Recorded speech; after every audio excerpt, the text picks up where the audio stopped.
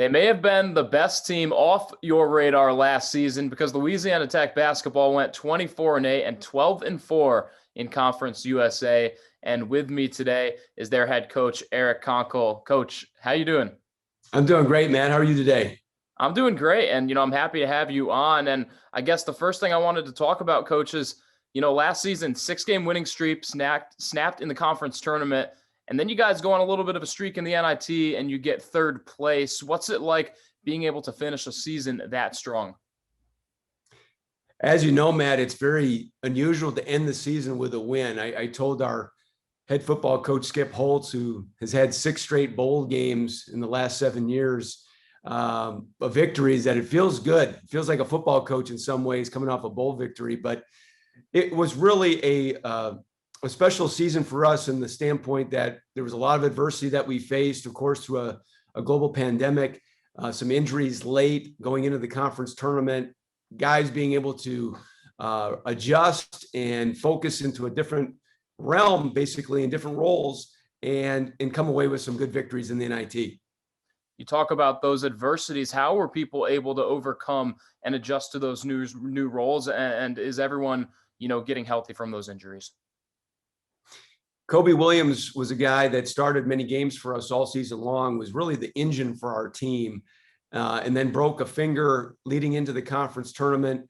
Was a major loss for us. He's an all defensive team member this last year in Conference USA and was a great leader for us. But then we had other guys step up and we were a little bit choppy going into the conference tournament. And then we were able to, Kobe came back, came off the bench and played a big role for us. Not really as a point guard, but made a lot of big shots in the NIT. But we had a number of guys assume ball handling responsibilities like Amari Archibald and Isaiah Crawford and other guys on our team to really find a way to come away with some good victories there late. And then obviously, bringing that into this season, how will that win, ending on a win and ending on that, winning streak, I guess you could say, how will that help coming into this season with a lot of those guys returning? Experience is a great thing, and especially experience in both directions, from things that haven't worked so well to things that have worked well. You get confidence from doing, and I find that in our team, watching them this summer. We have a number of guys that are in their 3rd and 4th year in the program, even some guys like Junior Lofton that are in their 2nd year in the program, but had a lot of experience and experienced a lot of success.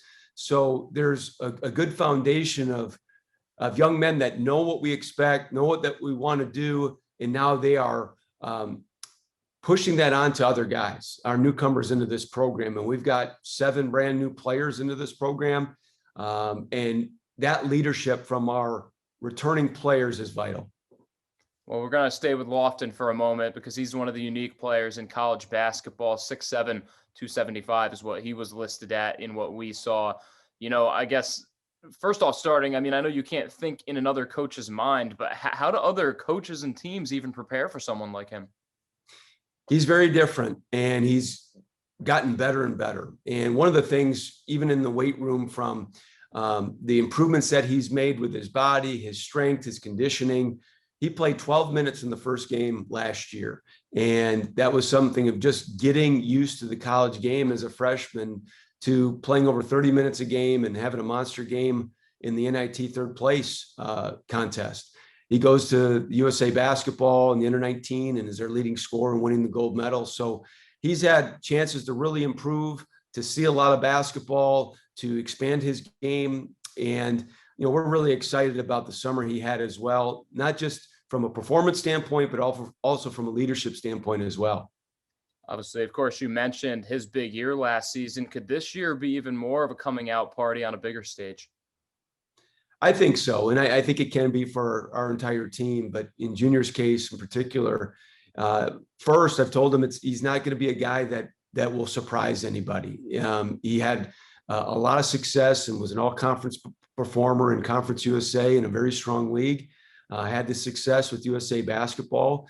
And he's going to be a guy that people game plan for, whether it's how they guard the post, to different things that they want to do against him and put him in defensive situations. So he's excited about that challenge and that role on our team. And again, in that third place game against Colorado State, 27 points and 13 rebounds for Lofton. Now, I want to switch topics here to the backcourt, and obviously Amari Alchabard, being a grad senior, how does that help having him in the backcourt? Amari's experienced so much here. He's in his fifth year. It'll be his fifth year of eligibility.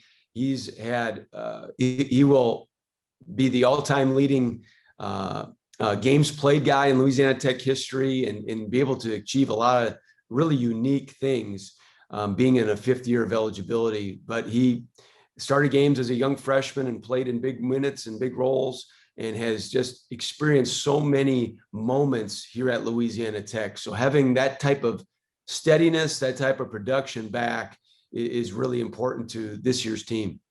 And then, Coach, I'll bring you back to what you mentioned a few minutes ago. Archibald and Isaiah Crawford did play some point last season. Why is that important heading into this season, especially because I know, at least off the bench, it seems like a little bit of a limited backcourt?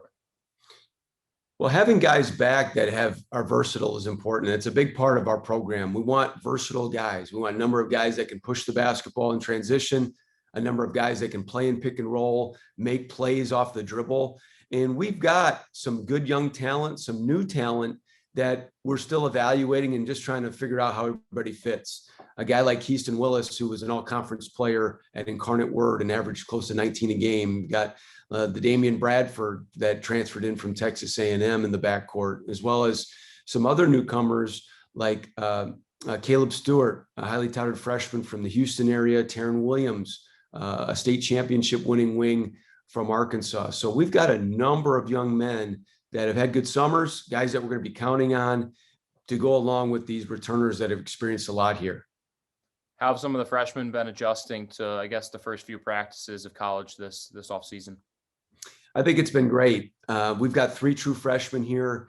All of them were here for all 8 weeks this summer of what we're allowed. Of course, last summer we had a much more abbreviated summer, but all 3 are very, very hardworking. I mentioned Caleb and Taryn. We also have a front court player named Will Allen, who's hard playing and got a great motor to rebound the basketball. So all 3 are very mature. They're very motivated, and we're excited about all of them.